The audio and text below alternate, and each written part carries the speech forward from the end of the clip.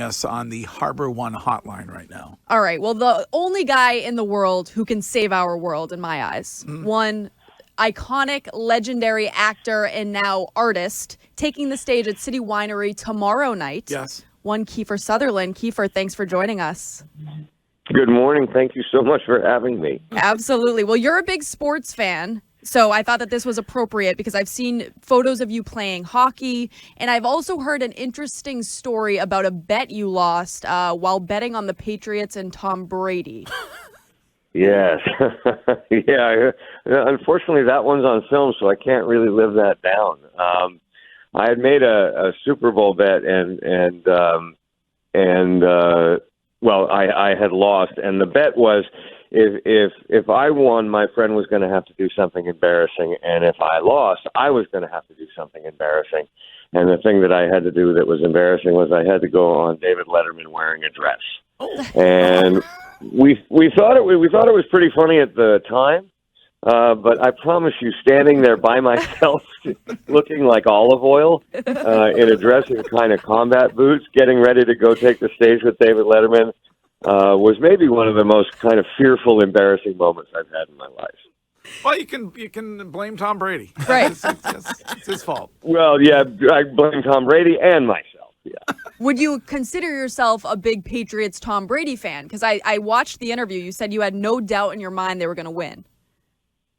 I am a Tom Brady fan. I mean, I think he's an incredible athlete. And one of the coolest things, I had the pleasure of meeting him, I think, in like 2004, 2005. And they had just won a Super Bowl. And I asked him because I also felt really bad for Dan Marino, who had never won a Super Bowl, but had this kind of incredibly prolific career. And I said, well, now that you've won a Super Bowl, I mean, you're really young. What's in it for you now? And he looked at me as if I'd lost my mind and said, oh man, I want next year's Super Bowl more than I wanted last year's Super Bowl. And I just thought that competitive spirit I thought was really, really cool. And I felt it was really genuine. So, I've kind of reminded myself of that there is no finish line in this life until the very end. And you have to keep kind of pushing forward. And I think he kind of helped me see that. Do you feel like he's done, or do you think he's going to come back? I think with regards to his retirement, I think he's made a decision to retire.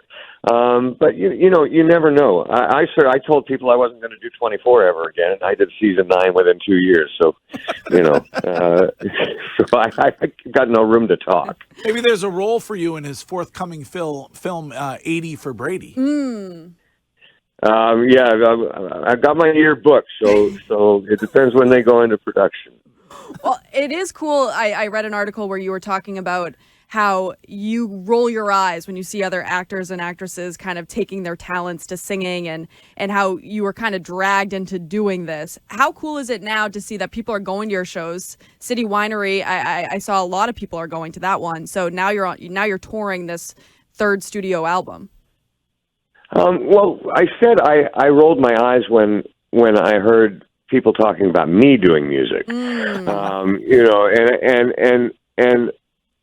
it's, I think in this world we all like specialists, right? And acting is a very complicated and difficult profession, and we like to know, people that we follow, we like them to do what we're used to them doing.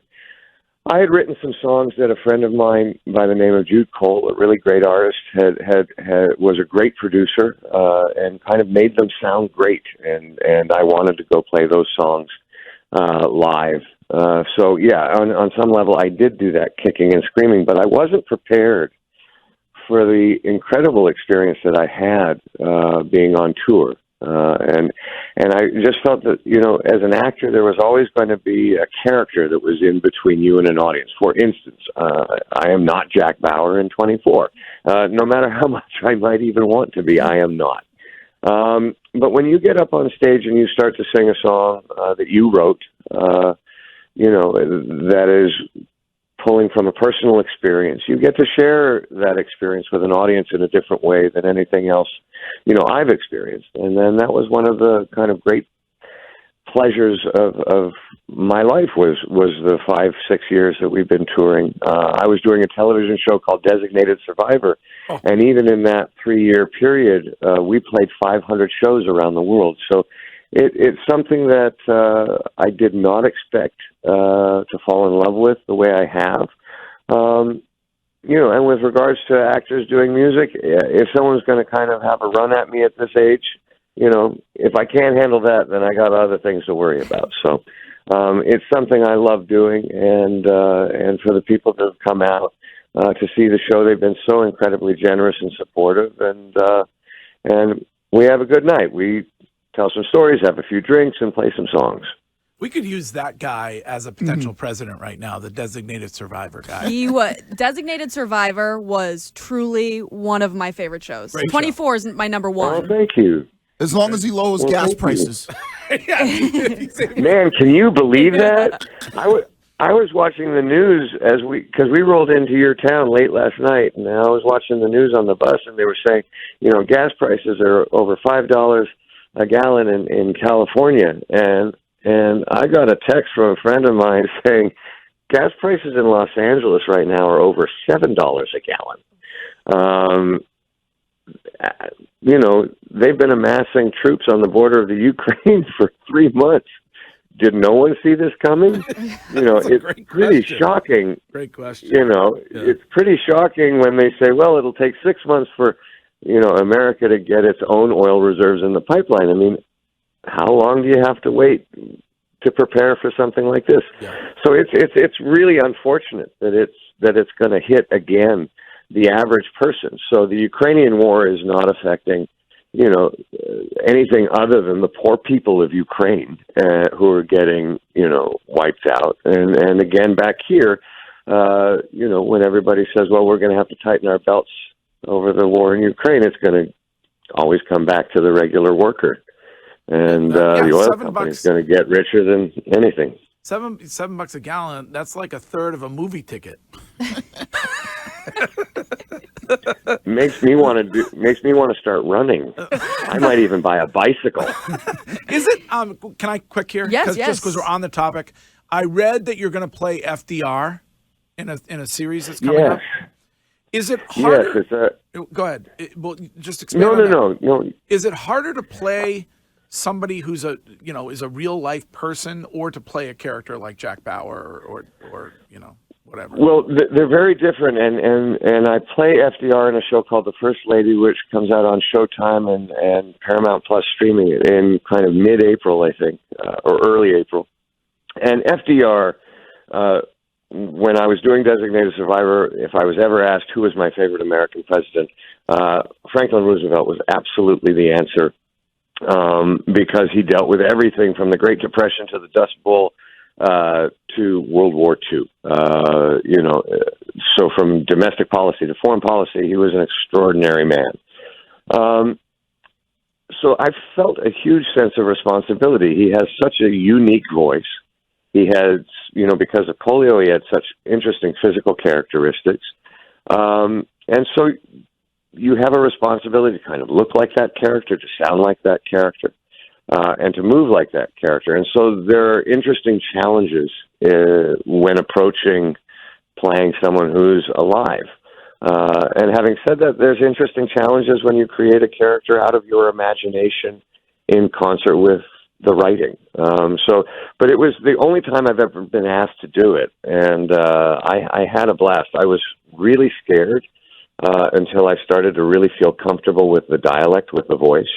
And then it was really one of the most fun experiences I've had as an actor. Do you think an actor like The Rock would make a good president?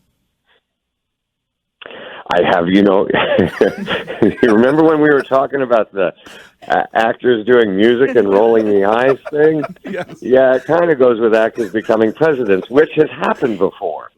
Yes, it did. Yes, you're right about that. And he was, in my opinion, an okay president. Yes. Well, yeah, and a lot of people felt that. And in all fairness to Ronald Reagan, he was governor of California, and he had left acting for 25 years and was in politics for 25 years. I just believe, and this is not a slight on anybody, but I do not believe that the President of the United States is a job for a beginner. This is a job that requires someone who is really trained for it, and has maybe traveled outside of the U.S. more than once. And I think if there was any job in this country that you kind of want someone who's professional and trained for this, it's this job. Yeah. Okay. Is it hard for you? We were talking last week about your career and how many different characters you've played, and depending on if you're talking to somebody in their 50s or their 30s or their 20s, teens, they all know you as a different character. Is that hard for you? Like for me, you are Jack Bauer. For maybe my younger cousin, you are Designated Survivor. Your phone booth for some people. Oh, what about Stand By Me? Well, Excuse yes, me? but see, so that's for you. Well, the second a girl tells you that she, really kind of started liking you when you're in Stand By Me, then I'm like, well, do your joints hurt as bad as mine, And so you can kind of start pegging where people are from and what stage of life they're at by the time, by the film or character they represent themselves. I'm just so glad that I got to do this for a living. I'm going to be saying thank you from now to the end for me. I've been able to do this and have this kind of a career that's lasted my life. I've been able to support my family and take care of some other people, and all doing something that I absolutely love. As far as I'm concerned, I'm the luckiest guy I know. But no, it is very funny. I've got grandkids that wouldn't know Stand By Me, Lost Boys, or Flatliners if their life depended on it. So it is interesting when you look back and realize that your films have spanned 35 years, where it makes you feel really old and you need to sit down. But it is also something I'm very proud of, and again, I've just been given those opportunities, and grateful for that. How difficult was it for you, Kiefer, to embark on a career as the son of such an iconic actor and your father? And was there a specific moment, whether it was a role or a reaction or an award, where you realized you were going to be remembered as your own person and you had built this career and you were sort of out of that shadow? Well, it was really weird. I grew up with my mom in Toronto, Canada, and I was aware that my dad was a famous actor because people would come up to him and ask for his autograph. But back when I was a kid, there was no HBO. There was no such thing as a VCR. You either went and saw the movie that came out that month in the theater, or you never saw it. And all of my dad's movies were restricted. And so as a kid, I couldn't go see MASH or Don't Look Now or Kelly's Heroes or any of those films. So I really didn't, I think I was very lucky. I was maybe 18 before all those things came out on tape. And then I would watch Bertolucci's, 1900, Fellini's Casanova, and Don't Look Now in one day. And I do remember, going, oh my God, this is one of the most important actors in the English language, and the diversity of his characters was extraordinary. And I remember calling him and telling him that I felt really bad that I didn't know how special he was and how important he was as an actor. And he was so generous. He just kind of sweetly laughed and said, "Oh my God, how could you?" So my choices to become an actor were really predicated on my mom's theater career. And so I was very fortunate that I wasn't intimidated by, the depth of my father as an actor and the vastness of his career. And then for whatever reason, when I was younger, he took 10 years off to raise his other kids and kind of be more present in their lives. And that was the 10 years that I did Lost Boys, Flatliners, Young Guns, A Few Good Men. And so I had kind of a clean lane for myself. And so I was really fortunate. Can I have one more, Courtney, quick? Yes. Does it piss you off like it does me when Hollywood reboots something like The Lost Boys that does not need to be remade? No, it always depends on how well they do it. And there have been some things that have been done well. Of course, the titles of those things are escaping me right now. But you know, I mean, it's all about the quality of something. You know, Star Trek is actually a pretty good example. They've done some very cool stuff, and they've kind of updated that storyline. And I've always said I believe very strongly that 24 is something that, you know, over time, the idea of that show is so clever that I always felt that it was the real star, and that one day, you know, someone will put that together either in a film or another show and use that well. But no, you know, it's always about the quality of how well it's made, and then and obviously there's some things that have been really bad, and we could laugh about that all day. But I'm going to try not to. Well, my last question is kind of a twofer, and you kind of just answered it, because I would love for a 24 reboot to come back. A twofer for KIEFER. Yep, Yes. a twofer for KIEFER. But It's Twofer Tuesday. obviously, Jack Bauer turned himself over for Chloe. Do you think? Yes. Do you ever fantasize about? Did he get out of that situation in Russia? Where is he now? Type of deal. And would you ever go and try to get him out of Russia in a reboot? Well, you know, I think the thing that we discuss every once in a while is that is he in Russia, or did the Russians give him to the Chinese? Mm-hmm. But either way, he's in one of those situations. He's certainly not walking around Manhattan when everything is cool.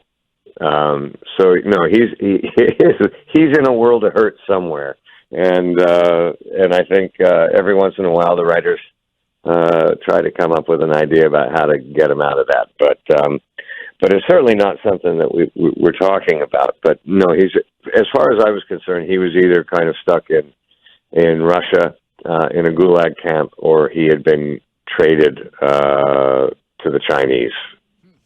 So that's where. I don't know what else to say. I'm having a better day than he is.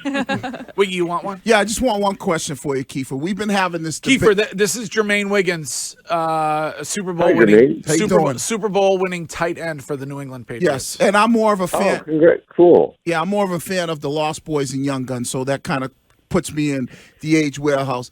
But here's the question. We've been having this debate in the studio as far as, you know, who has been the best Batman actor. And I don't know how true this is, but you were at one point considering the role of Robin in the original Batman with Michael Keaton. I had said Michael Keaton. I don't know if you've seen the new Batman that just came out with the what's the guy? Rob Pattinson. With Rob Patterson. Do you? I have not. Okay, so I guess maybe then if you haven't seen it, my question would be, what is the one role that you turned down that you now look back on and go, oh, I regret not taking that role?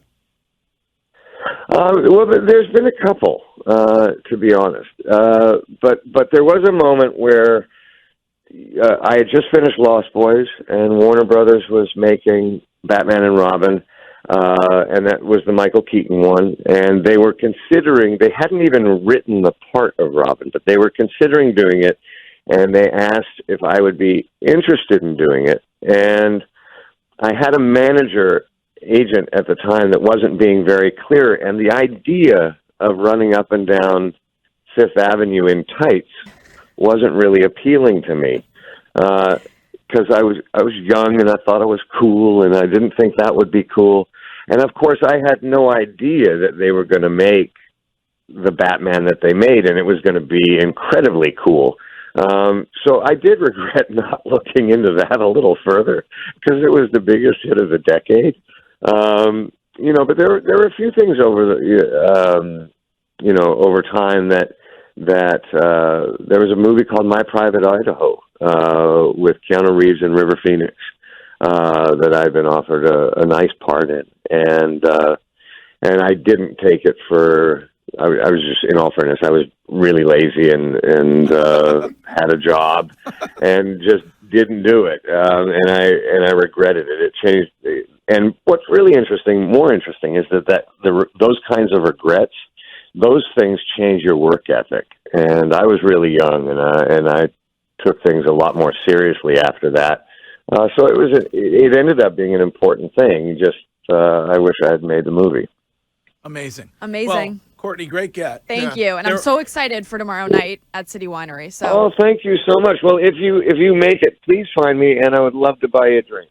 that's so wow. nice. I would love that. Anything specific before you go that you must do when you come to Boston? Do you go any particular place you want to go? Any place you have to see? Boston is still a city that I need to learn, and so I think we got here a day early. Man, I heard you guys had some nasty weather last week. I heard it was 14 degrees. Yes. Yeah. Oh, I was so glad I missed that. But today it's supposed to be really nice, and I'm going to just walk around and kind of get my bearings of the city because I've got a day. And I normally, you come into town, you play, and you're back on the bus, and you're on your way to the next city. And so I've got a day today that I'm going to take advantage and just kind of and walk around.